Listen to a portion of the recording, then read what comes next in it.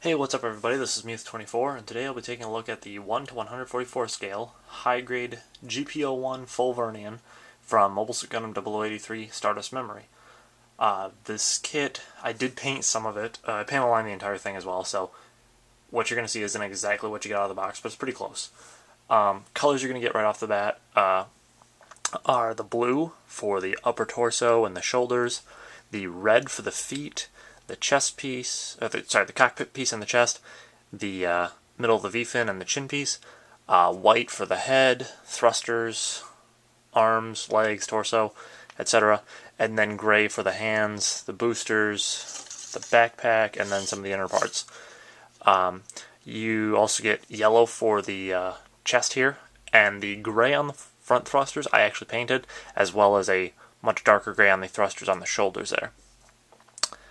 The stickers you get with this kit are the eyes, and then there's supposed to be one for either kneecap piece there, but mine were really small and the stick to the stickers wasn't very good, so I just got rid of them and put red Gundam marker there, which seems to work pretty good.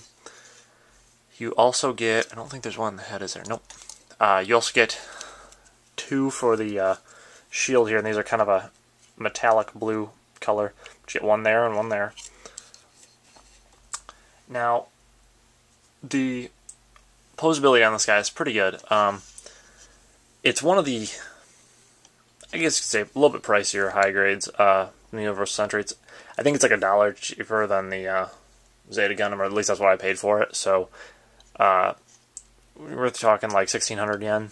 Roughly, I don't remember. I tossed the box a while ago, so I only have the front of the box laying around. But anyways, the head rotates 360, no problem, which is good because the collar is a little bit higher up on this guy.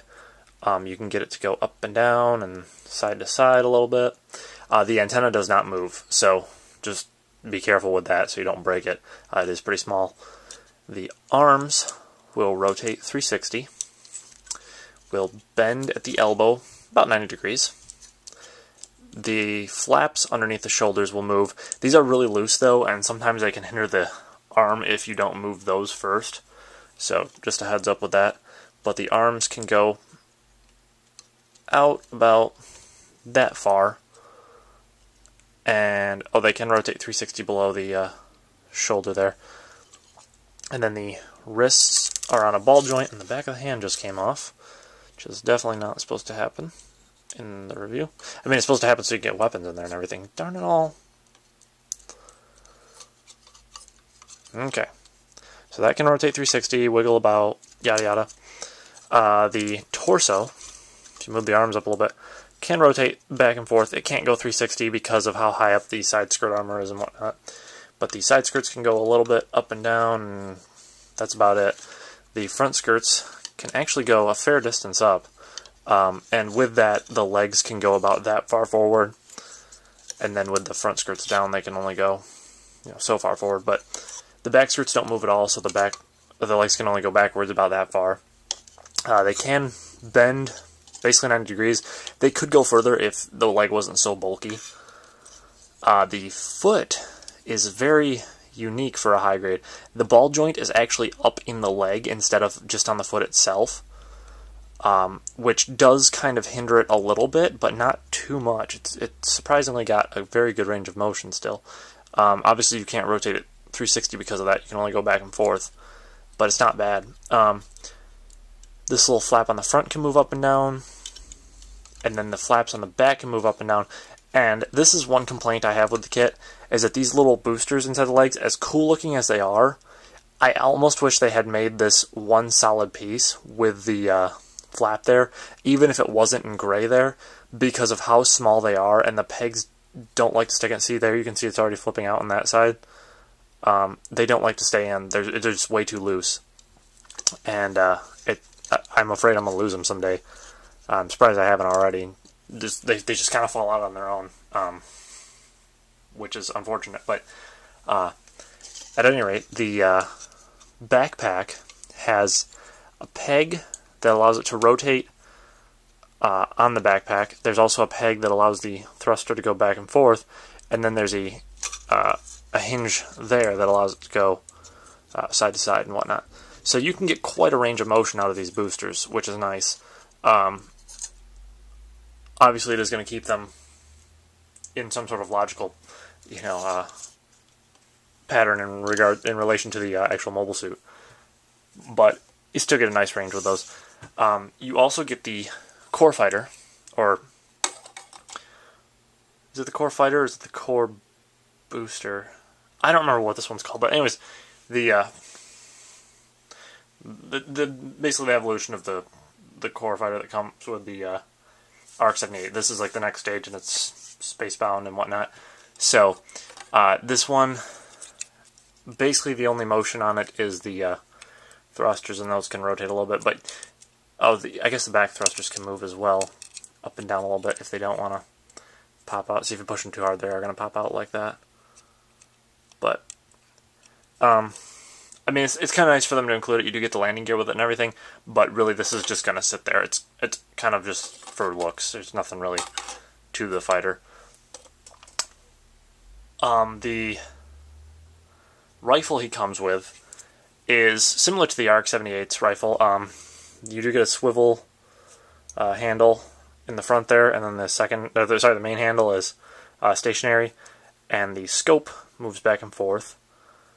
Although it is a little bit loose and can pop off that bar every once in a while,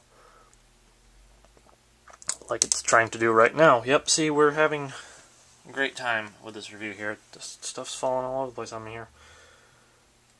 At any rate, he does come with a trigger finger hand, and I think they suggest you take the back of the hand off, but he does seem to have it slide in pretty easy without taking the hand apart.